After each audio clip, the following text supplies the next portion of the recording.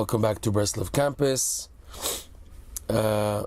Insights into being determined and patient to reach your goal. We will just explain this from an analogy presented by Rabbi Nachman in one of his stories.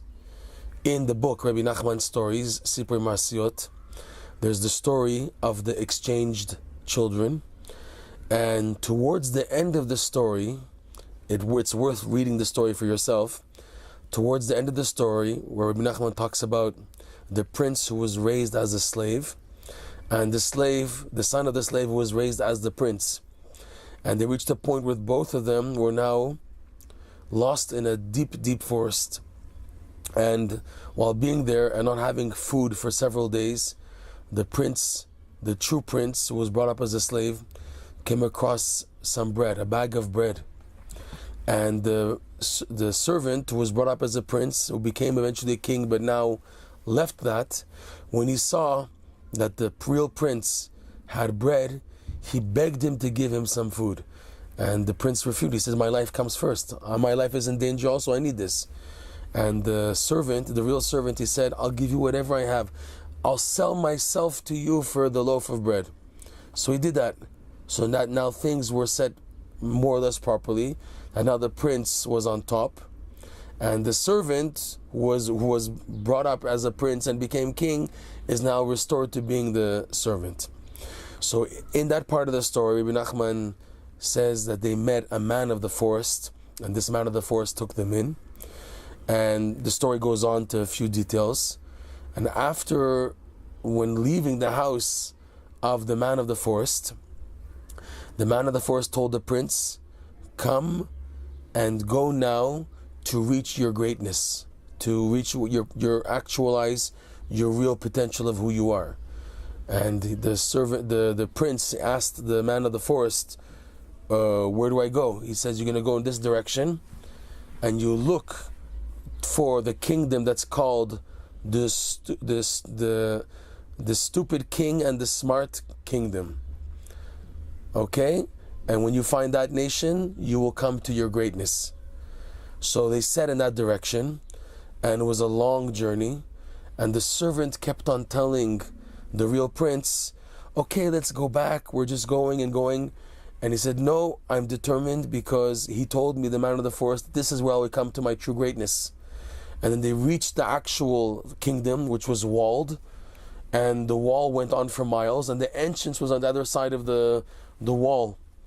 So he decided to go. And the servant said, oh, forget it, it's such a long journey. Let's just go back.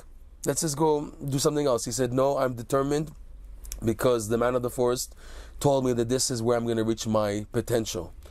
And in the end, he reached the entrance, and he passed a few more tests, and then he became king. He was chosen as to be king, and he reached his potential becoming actualized. This point is amazing if you think about it. And Rabbi Nachman is also hinting to us that if you want to reach a goal, a potential goal, and to actualize it, you're going to have to be determined and patient, and to keep on going and not to give in. If you know that this is the real truth for you, you're convinced that this attitude, this direction, this way in life is really for you, and it's a long journey and it's difficult, but requires me making that first step and going on, Rabbi Nachman teaches us you should go ahead and get there and keep on going and not to give in. Because giving in will only be giving in to a falsehood. Because the truth lies, the real truth for you lies in getting to this goal. You know it, it's clear. This has to be done. This is my potential. I have to actualize it now. This is what has to be done. Anything less of it will be automatically falsehood, living a false life, not living up to your potential of what's expected of you.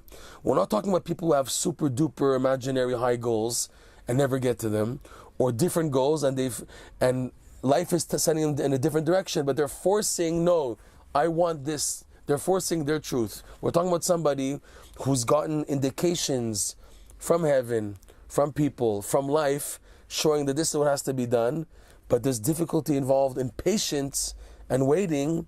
So you must be determined in getting there and not falling into any setbacks, because anything less than that will be called giving into the falsehood.